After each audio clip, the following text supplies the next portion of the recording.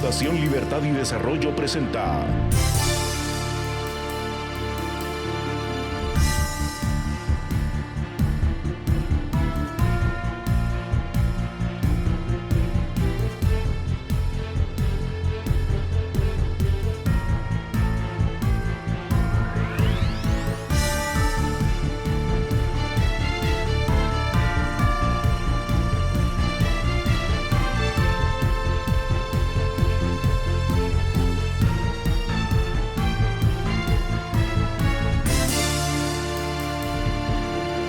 Razón de Estado con Dionisio Gutiérrez.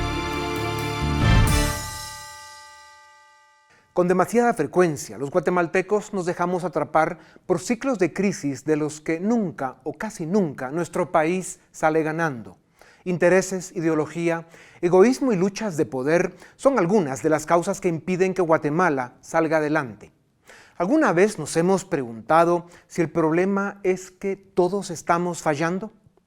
La intervención internacional que nos molesta y nuestra incapacidad para gobernarnos como nación civilizada son solo superadas por la ineptitud de uno de los peores gobiernos de la era democrática, el actual. Es cierto que en 2015, gracias al presidente Morales, no llegó al gobierno uno de los dos proyectos políticos más oscuros de nuestra historia.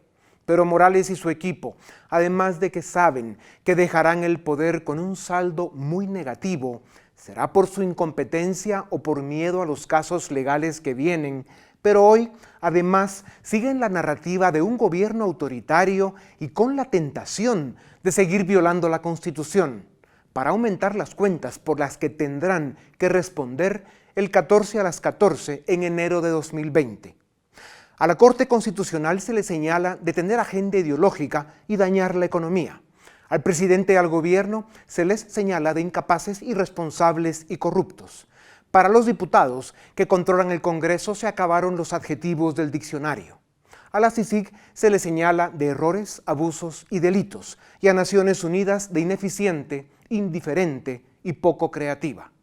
Los guatemaltecos estamos atrapados en medio de una lucha de intereses y de un conflicto ideológico lleno de excusas, señalamientos y descalificación, promovidos por las mismas instituciones de la democracia, con el aplauso, la indiferencia o la complicidad de las élites y de las organizaciones que viven del conflicto. Estar en posiciones de mando y tener poder para proponer, decidir y asignar recursos para construir las soluciones que puedan sacar al país adelante es una enorme responsabilidad. No hacerlo es un crimen por el que estamos pagando las consecuencias. Las reformas políticas del Estado que gobierno, Congreso y élites nunca promovieron, el veto sin propuesta de grupos poderosos y la crítica al sistema de justicia por sus defectos, pero la negación para renovarlo, son la prueba irrefutable de la negligencia, el abandono, el egoísmo y la ceguera que pueden llevar a Guatemala a la era de las cavernas. ¿No les da la sensación de que todos estamos fallando, de que padecemos una epidemia de hipocresía y que somos un país a la deriva? El problema de Guatemala no es la CICIG y ni siquiera lo es este gobierno mediocre que ya se va. La pobreza, la falta de certeza jurídica y por eso la falta de inversión, la ausencia de oportunidades y los dramas en salud, educación, seguridad y desnutrición son las tragedias que nos tienen como uno de los países más atrasados del planeta. Pero nuestras élites no se enteran, empezando por la élite política. La gran amenaza de este momento es un rompimiento constitucional, un enfrentamiento entre el gobierno y la Corte Constitucional o peor aún, un intento del gobierno de neutralizar esa Corte o disolverla llevaría a Guatemala al caos, al conflicto y al desprestigio internacional. Las resoluciones de la Corte de Constitucionalidad pueden no gustarnos, pero es el orden establecido. No respetarlas nos lleva a la jungla, al todo se vale y todo se puede, al golpe de Estado. Es indispensable preservar la independencia del Poder Judicial y el respeto a la ley. Es primordial respetar los acuerdos internacionales y en especial respetar los fallos de la máxima Corte Constitucional. Si no queremos intervención extranjera, seamos ciudadanos de verdad. Dejemos la ideología para los partidos y para la contienda electoral. Las instituciones de la democracia deben ser garantes de la Constitución. Participemos para cambiar las cosas que no nos gustan, pero dentro del sistema. Solo los cavernícolas patean la mesa cuando no pueden imponer sus deseos. Guatemala no tiene tiempo ni espacio para seguir perdiendo oportunidades. Guatemala no merece este comportamiento de su gobierno y de sus élites. Hacemos un llamado a la cordura, a la responsabilidad y a la decencia. Exigimos que se respeten la Constitución, la división de poderes y el Estado de Derecho. Desde esta tribuna reiteramos nuestro compromiso con esos valores y con la democracia liberal y republicana.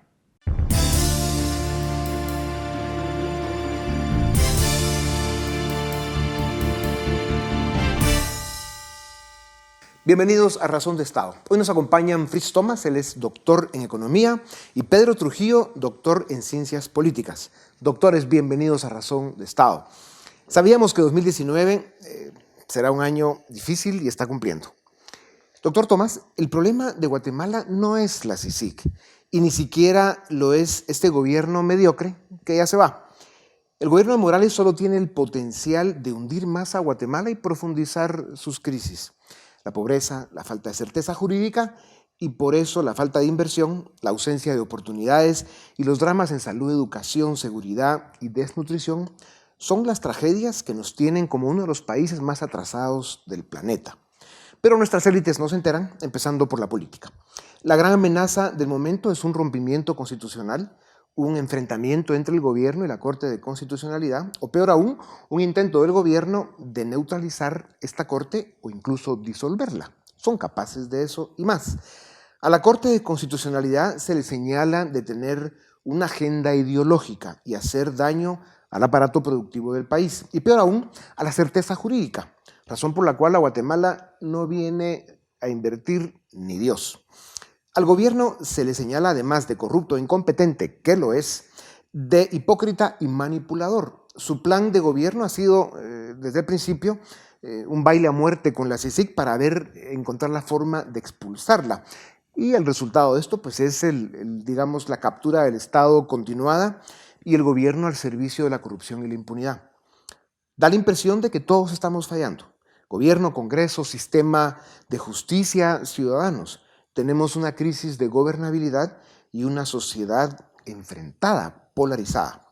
Si se va la CICIG, ¿tiene el Ministerio Público y el sistema de justicia, según usted, los recursos, el valor, la capacidad y la independencia para llevar a juicio los grandes casos de corrupción que ya están en proceso y hacer justicia? Yo creo que esa sería una lucha y una batalla que bien valdría la pena acuerpar.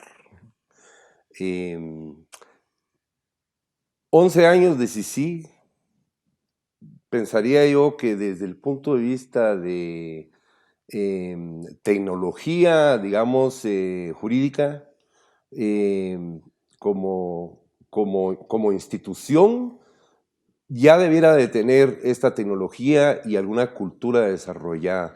Pensemos quizá que el EMP, si no estuviera ya en la adultez, tampoco estaría en la niñez y estaría en una adolescencia preparada para llegar a más cosas.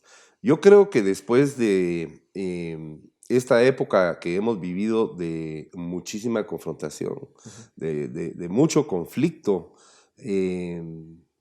podría movilizarse yo no quiero decir movimiento, pero una conciencia de la necesidad de hacer esto, de acuerpar al Ministerio Público y que haya un diálogo y que hayan también mecanismos de pesos y contrapesos para controlarla y controlarla de sí misma, porque el poder... Y casi no quiero repetir el viejo adagio de que el poder corrompe y lo que sí es verdadero.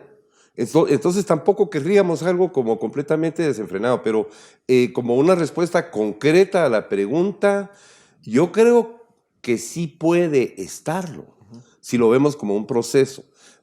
Por último, yo diría que si algo hemos conseguido en los últimos 10 años es que muchos de estos problemas de la corrupción y de la putrefacción que hay en la gestión pública y en el manejo de fondos públicos ya es parte de la retórica.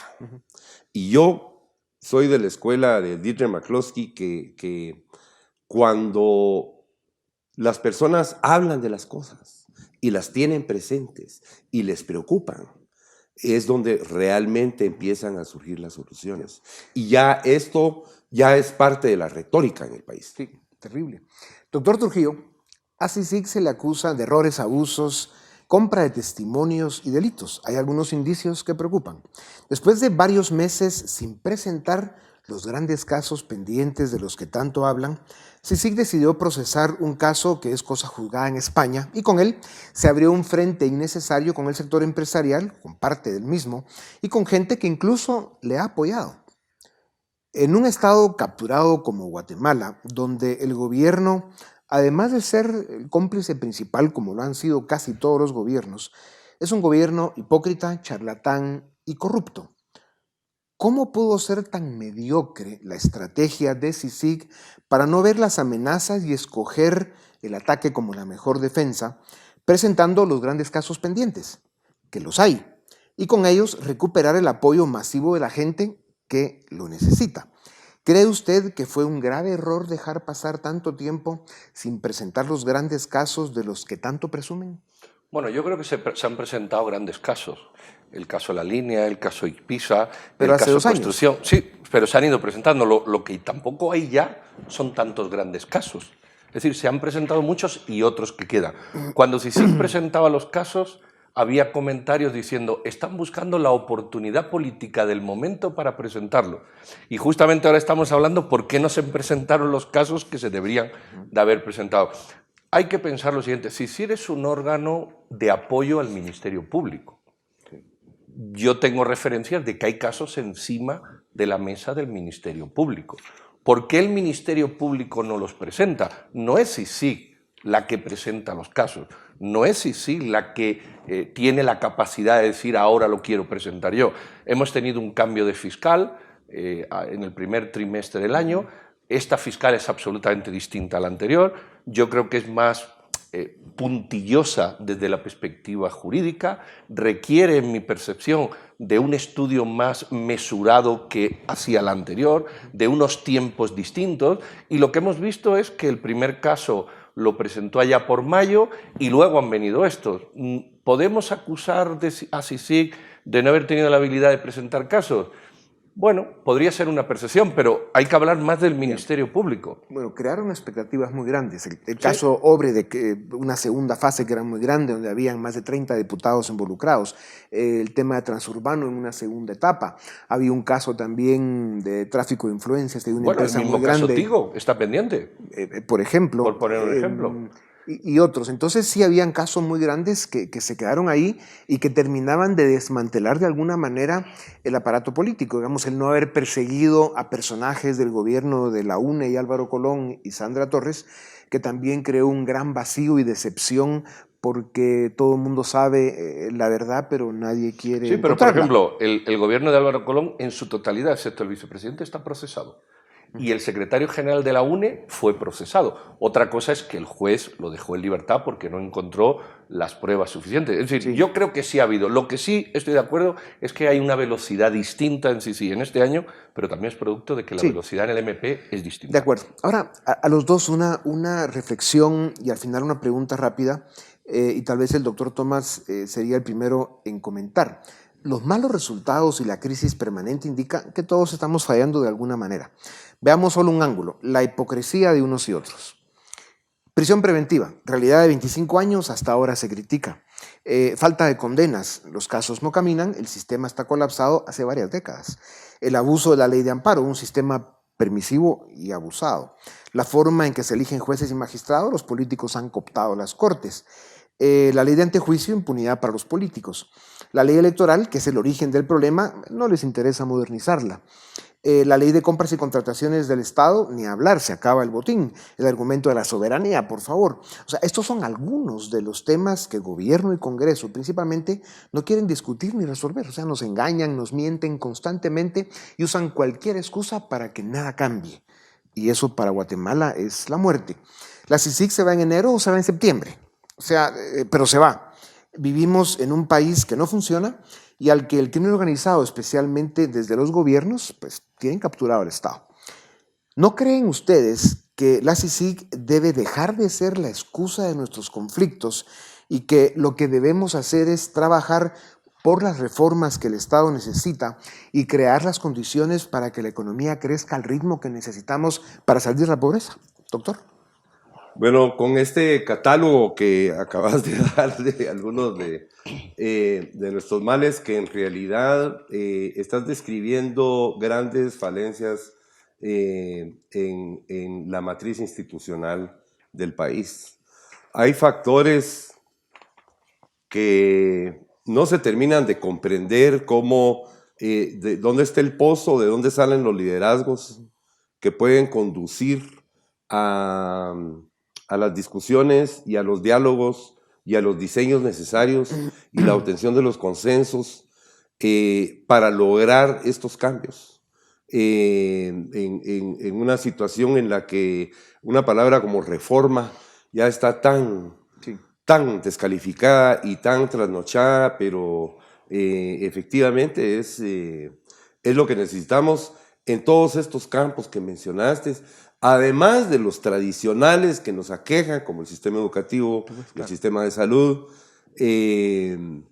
donde hay una parálisis política, una incapacidad de poder presentar proyectos que se puedan discutir a un nivel de los méritos de lo que se está tratando y se logra apartar digamos, el conflicto político. Y esto pues no es exclusivo de Guatemala, porque podemos ver lo que está pasando en Francia, lo que está pasando con Trump y el muro y los demócratas y los republicanos.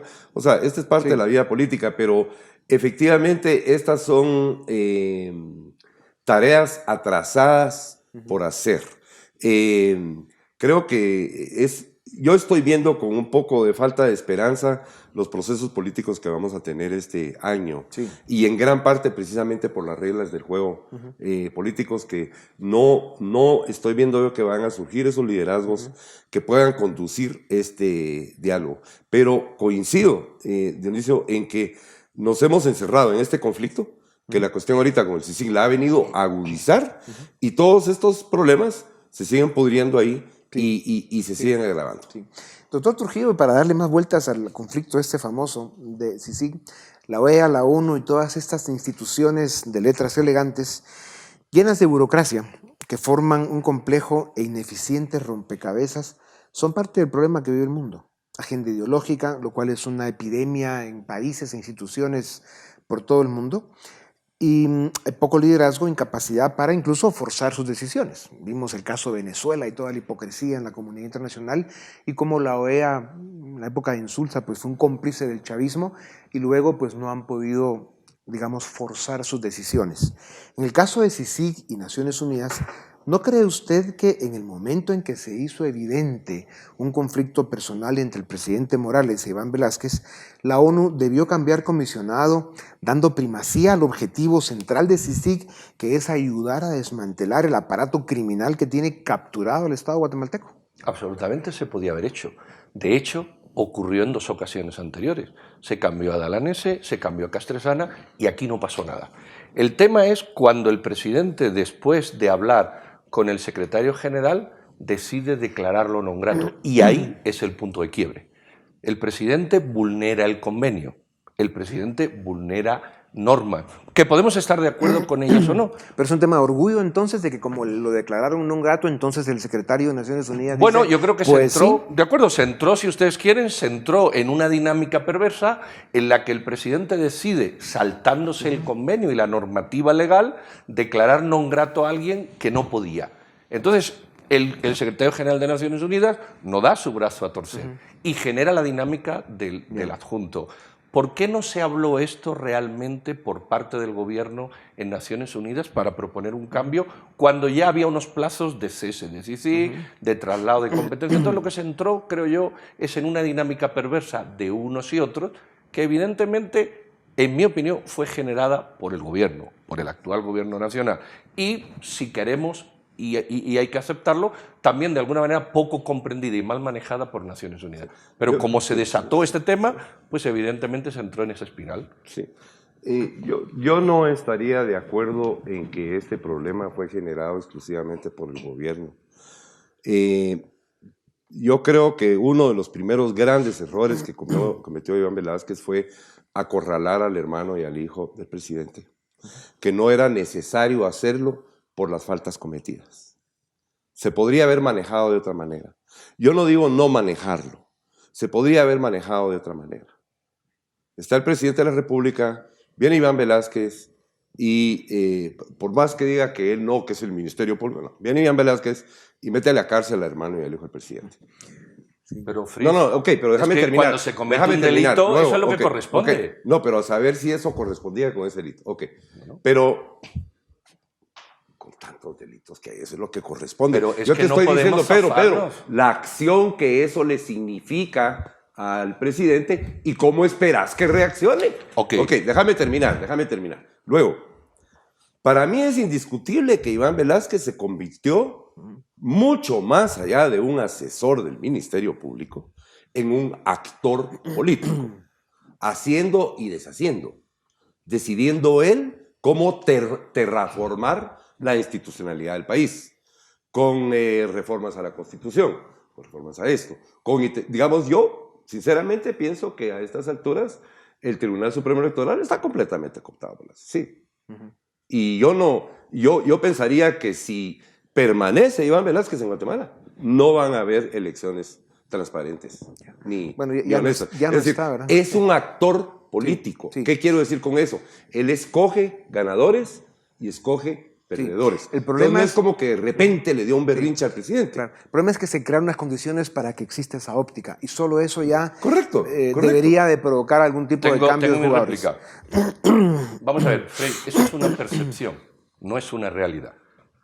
Iván Velázquez no acusa a nadie, lo acusa el Ministerio Público, una fiscalía. Sea el hijo del presidente, sea la esposa del presidente o sea el hermano del presidente, están acusados de un delito, nos guste o no nos guste. Y cualquier individuo que es acusado de un delito, como lo son otros que están en prisión, podemos discutir si esos delitos requieren esa prisión, pero todos los que han sido acusados por eso están en prisión o sigue un proceso. Que no nos gusta porque sea el hijo del presidente, tampoco nos gusta porque sean otras cuestiones. Eso es indiscutible, Pedro. Bueno, por supuesto, pues que es un delito, hay que perseguirlo. De lo que estamos hablando es de las cosas que crean esta fricción entre el presidente Iván Velázquez. Y es indiscutible que eso crea esa fricción. Claro. Y eso no era estratégicamente necesario, conveniente ni inteligente para Velázquez. Entonces hay que aceptar, Fritz, según tu teoría, que Iván Velázquez tenía que jugar a la estrategia política no me acorrales con eso de que hay que claro. perseguir todo delito. Por supuesto, yo lo que estoy diciendo es que cometió una torpeza. No cometió una torpeza, cometió una legalidad que es vista como torpeza por quienes quieren que juegue a la política. ¿Ustedes sí estarían de acuerdo en que al final la persecución al hijo y al hermano del presidente ha tenido un enorme costo político para el país desde muchos años? Absolutamente. Y lo estamos pagando. Pero correcto. yo, para regresar a temas más fundamentales, quiero insistir en un tema. La hipocresía manifiesta que está en que el gobierno y sus cómplices en el Congreso, digamos, no estuvieron dispuestos a aprobar las reformas que el sistema de justicia necesita, porque quieren seguir pues, en el reino de la impunidad, el status quo. ¿Será que el gobierno tiene miedo a los casos que se dice que CICIG presentaría en las próximas semanas y que por los intereses que toca el gobierno hace esta jugada suicida? Porque nos lleva al borde de una crisis institucional muy grave. Y si no la CICIG, el Ministerio Público tendrá que presentarlos, pero de que esos casos vienen.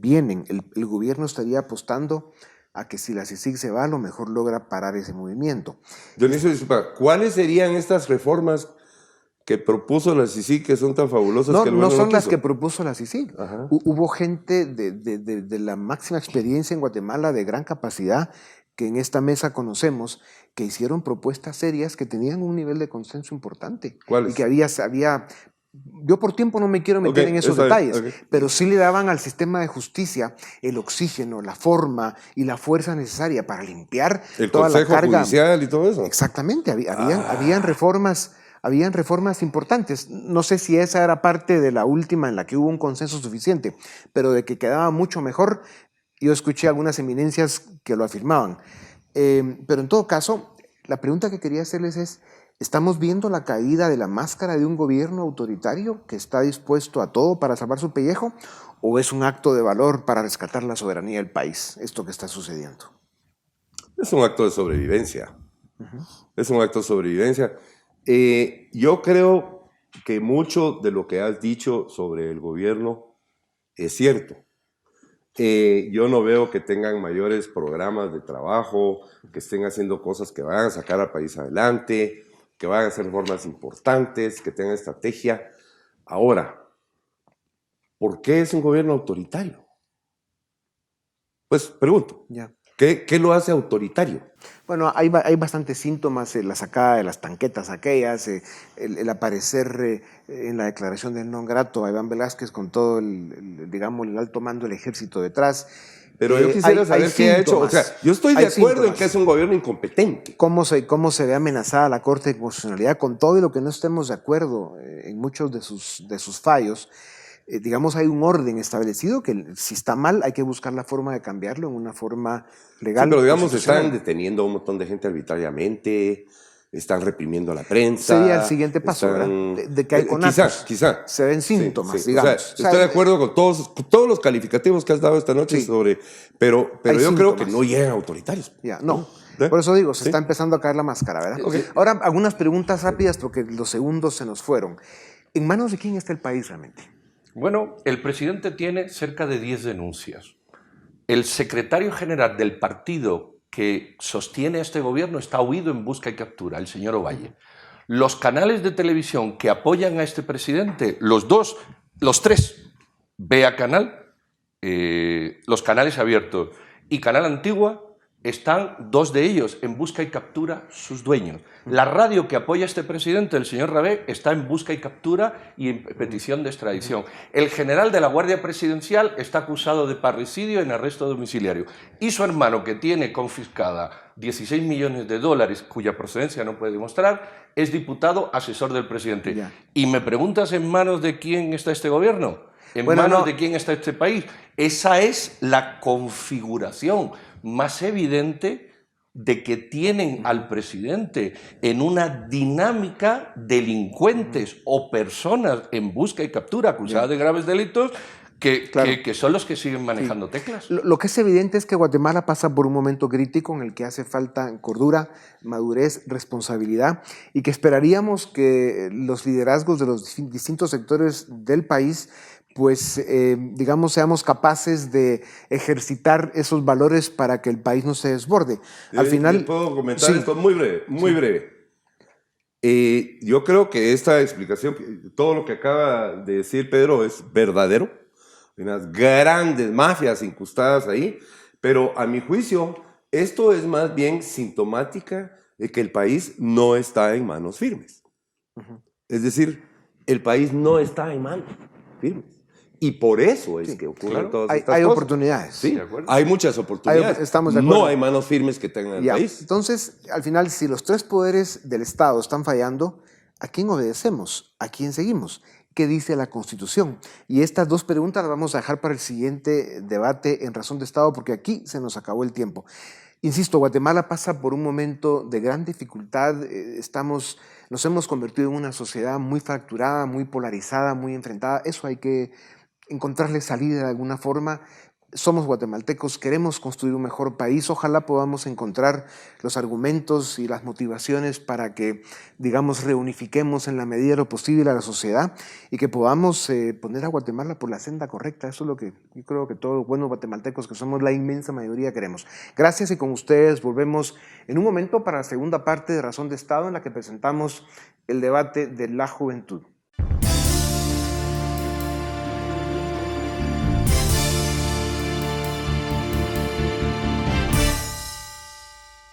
Bienvenidos al debate en Razón de Estado. Como decíamos antes, cuando los tres poderes del Estado fallan, vivimos en la jungla y es momento de apegarnos a lo que dice la Constitución. Esta noche nos acompañan el doctor Alfredo García Sicavisa, el licenciado Omar Barrios Osorio y el licenciado Andy Yavaloa para discutir, si no, el tema que más ha abarcado la atención de los guatemaltecos estos días, y es el anuncio unilateral del gobierno de Guatemala de poner fin al acuerdo de CICIG y Guatemala. Así que vamos a entrar de lleno al debate. Señores, gracias por acompañarnos en esta noche. Gracias. Andy, empiezo contigo directamente. El acuerdo de CICIG lo da por terminado el gobierno de forma unilateral. Ya la Corte resuelve hoy que esa manera de hacerlo era ilegal. ¿Acierta la Corte? ¿Se equivoca el presidente? ¿Cuál es tu opinión? Que la Corte acierta quizás por la necesidad de la situación. Seamos honestos, el acuerdo de CICIG ya establecía una forma de terminación y era por un plazo, estaba por 2 años, hubo una ampliación posterior y esa ampliación daba que se terminaba en septiembre de este año. ¿Cuál es la prisa? Eso es lo que yo digo.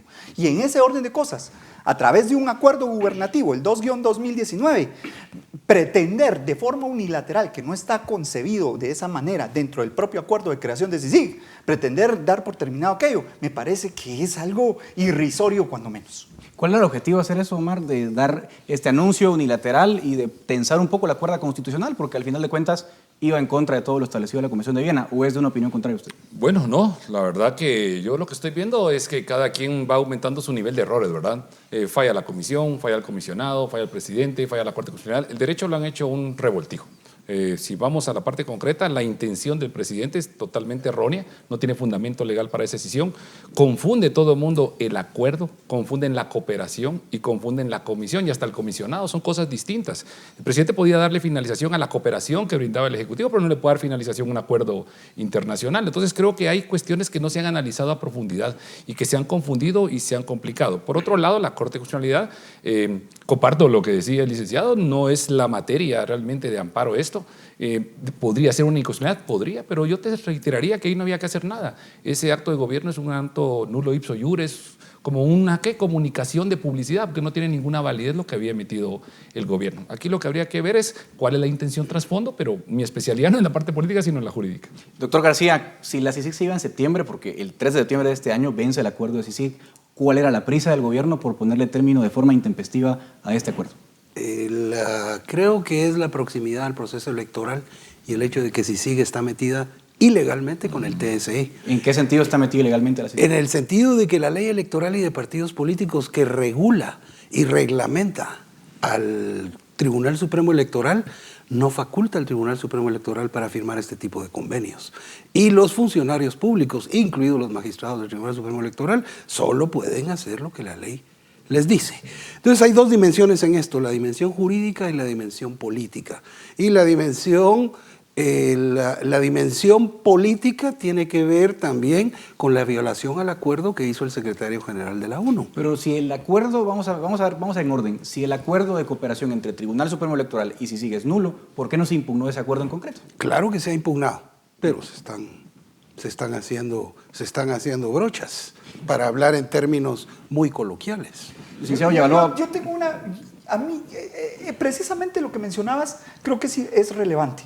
¿Por qué siempre tratar de irnos con una argumentación, digamos, metajurídica, por decirlo en algunos términos, más allá del derecho, cuando hay canales adecuados para poder obligar a que reculen en decisiones que cualquier ciudadano que considere que se está violentando la ley, la Constitución de la República, puede tomar acciones? 135 de la Constitución nos obliga a todos. Entonces, ¿por qué tener que acudir, por ejemplo, a medios de comunicación o a las dichosas redes sociales para empezar ahí a llevar agua al molino? A mí me llama mucho la atención eso. Y si efectivamente no estaban empoderados legalmente, pues que se denuncie y que se ataque por los canales legales. A mí me sigue preocupando que quieran pasar por encima de nuestra Constitución y nuestro sistema legal. Licenciado Barrios, ¿coincide usted con ese planteamiento? O sea, se está metiendo el Tribunal Supremo Electoral a materias que no le competen y eso legitima al presidente a tomar esta decisión. Aquí sí es un grave error de la Comisión interferir dentro del Tribunal Supremo por muy buena fe que hubiera o por mucha colaboración. ¿Por qué? Con fundamento.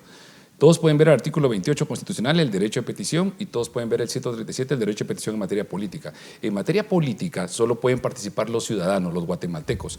Entes internacionales, personas extranjeras no pueden. Por eso yo fui una de las personas que siempre dije que el comisionado no tenía nada que estar impulsando reformas constitucionales. Su mandato no le atribuye a él a impulsar reformas constitucionales y mucho menos colocar a la comisión dentro de un ente que es independiente y que no tiene que tener un tipo de injerencia. Ahí sí le daría totalmente la razón al doctor. Lo que dice el colega aquí sobre el tema de la participación, hay muchos errores. Por ejemplo, el amparo, voy a reiterar esto, el amparo es una protección, una garantía constitucional que es específicamente para el que lo presenta. Entonces, si yo presento un amparo, no los va a proteger a ustedes, me va a proteger solo a mí. Si todos leen el artículo 49 sobre los efectos del amparo, deja en suspenso en relación al reclamante. El amparo no tiene efecto erga omnes, pero si lo vemos como una oportunidad para tranquilizar la situación y el contexto que está haciendo, pues bienvenido. Pero sí habría que analizar bien cuáles son los rangos de participación correctos de cada uno de los sujetos, como los rangos donde se han equivocado. Y realmente lo que tenemos que ver, licenciado Ortiz, es esto. Es un asunto jurídico, pero también tiene aristas políticas. Por eso me referí a la intromisión que yo considero ilegal de la CICIG dentro del TSE. Sin embargo, dentro del aspecto jurídico, este tipo de medidas que se están tomando obligan a todas las partes a incurrir en ilegalidades. Y ahí es donde caemos en un problema. Si la decisión del presidente no está fundamentada en base a derecho internacional y no está fundamentada en base al convenio de CICIG, si la decisión del secretario general tampoco se basó de no hablar con el gobierno de Guatemala, de no sentarse a negociar y a dialogar, tampoco se basó en el convenio que dio origen a CICIG. Todos están cometiendo errores y ahora la Corte de Constitucionalidad sacó un amparo que viola artículos específicos de la ley de amparo y lo hizo ver la magistrada presidente, que ella señala específicamente los artículos y dice: yo me separo de esta decisión porque es violatoria al debido proceso, lo cual también ya da luces para otro tipo de procesos. Lo que estamos haciendo, y en este caso es bueno, y lo mencionaba yo anteriormente en otra entrevista, es estamos judicializando un proceso, sí, evitando muertes, bochinches, pero para destrucción. ser consistentes con la jurisprudencia, no es la primera vez que la Corte admite un amparo por temas de interés nacional. Viene ocurriendo desde 2009 cuando se anuló la elección del fiscal general. No se dijo nada. ¿Por qué se dice estas cosas ahora? El error no es fuente de derecho. Sí. Perdón, pero seamos honestos. Esto no viene únicamente dentro de la corriente del desarrollo constitucional guatemalteco. Si vamos a esto proviene desde 1949 aproximadamente, cuando la nueva visión del constitucionalismo nos hace ver con claridad la necesidad de que los tribunales constitucionales se pronuncien sobre aspectos generales y se ha llegado a constitucionalizar, fíjense ustedes, la mayor parte de componentes de los sistemas jurídicos. En ese orden de ideas, por favor, tampoco seamos de la vista y nos quedemos ciegos. El punto aquí es, no solo, recuerdo el caso de Otto Pérez precisamente, donde una persona, una distinguida abogada, la licenciada Karen Fischer, interpone a favor del mandatario una acción de amparo.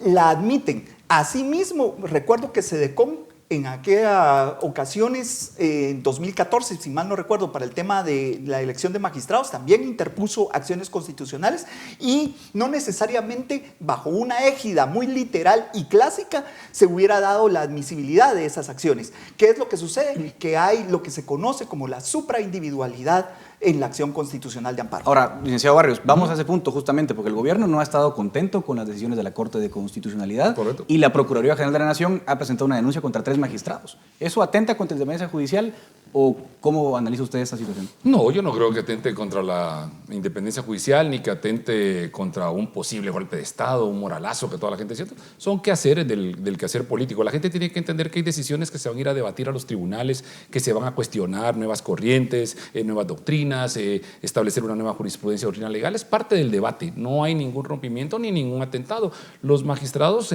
gozan de la inmunidad personal, es una protección que solo se les puede quitar con las diligencias de antejuicio, y si viene la Corte Suprema y dice no, o si el Congreso dice no, ahí se acabó el asunto.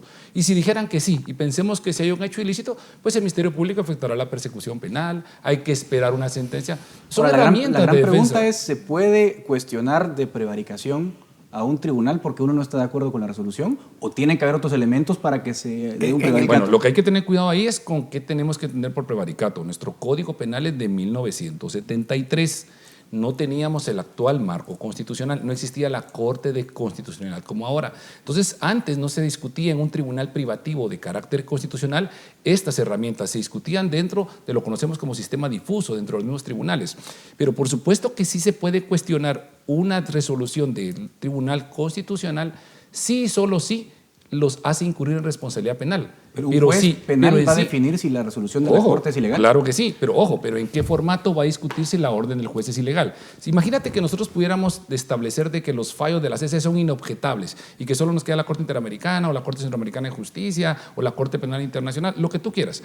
Lo que se cuestione en un fallo o lo que prevaricato establece, y que es lo más difícil de poder probar en prevaricato y que en la denuncia de la PGN no está establecido, es realmente esa intencionalidad, el dolo de los magistrados. Claro. O sea, perdón como lo voy a decir, pero así lo expreso entre los amigos. O sea, ser mula o equivocarse no es delito. Tendría que verse la intencionalidad de los magistrados en el fallo para que pudiera pasar a prevaricato. Rápidamente, sobre este punto. Resulta ser que se les está olvidando a todos el contenido del 167 en la última parte, que dice que ellos no son responsables ni deben de ser perseguidos por las opiniones que viertan dentro del marco de sus atribuciones. Las opiniones están en los considerandos, las opiniones están en la parte resolutiva de las resoluciones que emiten. Si vamos a empezar a perseguir, y miren, y no estoy haciendo la defensa oficiosa de ningún magistrado, lo estoy haciendo de jueces y magistrados en general. Si vamos a empezar a perseguir a nuestros jueces y magistrados por la forma en que resuelven, entonces mejor volvámonos una nación centroafricana y dejemos esto ya por lo bueno. ¿Sería posible, doctor García, por ejemplo, que en Estados Unidos un juez cuestione una decisión de la Corte Suprema de Estados Unidos porque la considera ilegal? O sea, para hacer un paralelo, ¿es imaginable una situación así? No, es que no estamos hablando de decisiones. Estamos hablando, y a eso me he referido yo también anteriormente, violaciones al debido proceso. Violaciones al debido proceso, violaciones al Código Procesal Constitucional, que es la Ley de Amparo, Exhibición Personal y Constitucionalidad. Ese tipo de violaciones sí son claras. Y en este caso sí hay dolo, porque el juez se saltó las trancas y dictó utilizando mecanismos ilegítimos. No estamos cuestionando su decisión, estamos cuestionando el método ilegítimo que utilizó para llegar a esa decisión. Esa es una cosa. Y la segunda, la Corte Suprema de Justicia no debería de tener ninguna injerencia en los antejuicios contra los que señala la Constitución le corresponden al Congreso. Bueno, la Constitución es... Claro, no, sí. Hay jurisprudencia, pero es jurisprudencia chafa. Perdón por la experiencia. ¿Licenciado? Bueno, no, solo aclarar que el artículo que cita mi colega, en cuanto a las opiniones a las que está eximiendo de responsabilidad son como el equivalente académico a las opiniones que emiten los diputados. O sea, ellos pueden hacer pronunciamientos como las ruedas de prensa y todo eso. Realmente un magistrado no emite su opinión dentro de sus resoluciones. Él lo que emite son actuaciones jurisdiccionales. A eso se refiere. Pero no podríamos eximir totalmente a los funcionarios públicos de cualquier cosa. Imagínense, le estaríamos dando una bandera. Lo que sí hay que tener presente es que los entes que nombran a los magistrados que van a integrar tienen que ser más cuidadosos con la selección de los magistrados, porque estamos diciendo que vamos a mandar al top del conocimiento ahí. Yo no creo que haya prevaricato hasta el momento en las actuaciones, porque los errores que ha cometido la Corte de Constitucionalidad, que son pues errores graves administrativos, jurisdiccionales o de interpretación, se pueden solucionar por otras vías, pero tampoco puedo aceptar yo que nos vayan a decir ellos están eximidos de cualquier responsabilidad, cualquier pronunciamiento. Le estaríamos dando a 5 magistrados la titularidad de poder hacer cualquier cosa. O sea, su cuestionamiento es hipotético, pero usted cree que en el caso concreto de la Corte no proceden las denuncias. Ojo, para verificar realmente la procedencia, lo que hay que ver es en la denuncia la intencionalidad.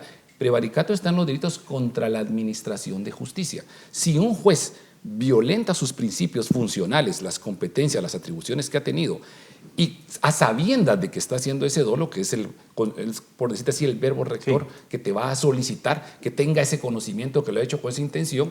Entonces sí, pero ¿cómo vas a demostrar eso? Hay que meterse en la cabeza del juez. Hay que meterse en la cabeza, pues, pero aparte de eso es muy difícil probarlo. Vuelvo a insistir, el 167 en la última parte dice no podrán ser perseguidos por las opiniones expresadas en el ejercicio de su cargo. Y el ejercicio del cargo está definido por la Constitución en los artículos 163 y 164.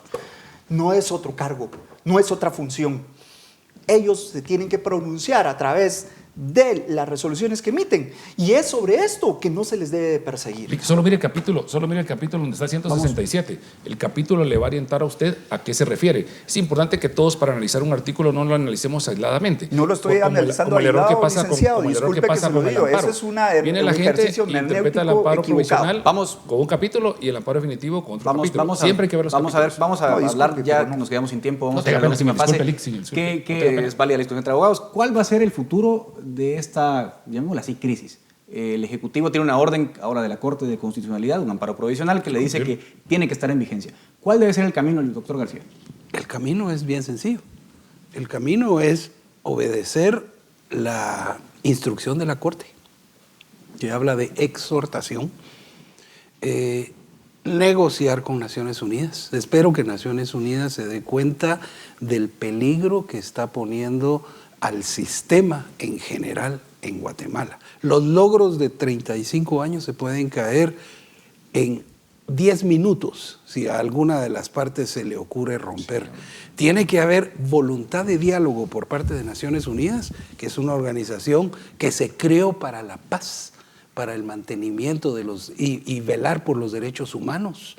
Entonces, hay razones por las cuales pedir que se retire Sisi, que ha violado derechos humanos de guatemaltecos y de extranjeros residentes en Guatemala, por supuesto. Por lo tanto, creo yo que el camino es el diálogo, sentarse todo el mundo, bajar un poquito la intensidad emotiva y luego proceder al diálogo y hacer una transición apropiada. ¿Podemos hacer esa conclusión, licenciado Barrios? ¿Procede a acatar la orden y dialogar con Naciones Unidas? Sí, definitivamente, nos agraden o no nos agraden las resoluciones de la Corte, es el máximo tribunal constitucional, aquí se deben obedecer. Cuidadito con esa mala interpretación que han estado haciendo de que no estoy obligado a cumplir órdenes manifiestamente ilegales. Ahí no hay ninguna manifiesta ilegalidad. Puede ser que no nos agrade, hay que diferenciar la falta de legitimación con la falta de legalidad. Tiene que cumplir el presidente la orden, venga por un trámite adecuado o no, pero sí quisiera acotar algo. Aquí hay gran responsabilidad del secretario general de Naciones Unidas. ¿Cómo vas a tener al líder de la Organización de Asamblea de Naciones Unidas que tiene que dirigir todo el quehacer político mundial y no pueda resolver un simple conflicto entre un comisionadito y un jefe de Estado? Es imposible que no pueda resolverlo y que no le ponga atención cuando tiene que ver toda la estructura mundial. Entonces hay que también reclamarle a Antonio Gutiérrez por qué no ha puesto orden y buscar quién va a sentar a las partes y ponerlos en orden. Para finalizar, licenciado Yavalot, conclusión. Efectivamente, es indispensable que se agote la vía que establece el artículo 12 del acuerdo suscrito entre el gobierno de Guatemala y la Organización de Naciones Unidas, o el Secretariado de Naciones Unidas, para ser lo más correcto, porque ese es un grave error, es un grave error del amparo, ya lo viste, no le dice a la Asamblea. Y no en ese orden de cosas, agotar esas instancias y, ojo, respetar las resoluciones de los órganos jurisdiccionales, ante todo. Sin duda alguna, les agradezco a los tres por este sincero y directo debate, que es lo que la ciudadanía necesita en estos momentos para formar su opinión. Les agradezco muchísimo. Hasta acá el debate en Razón de Estado, y esto fue todo.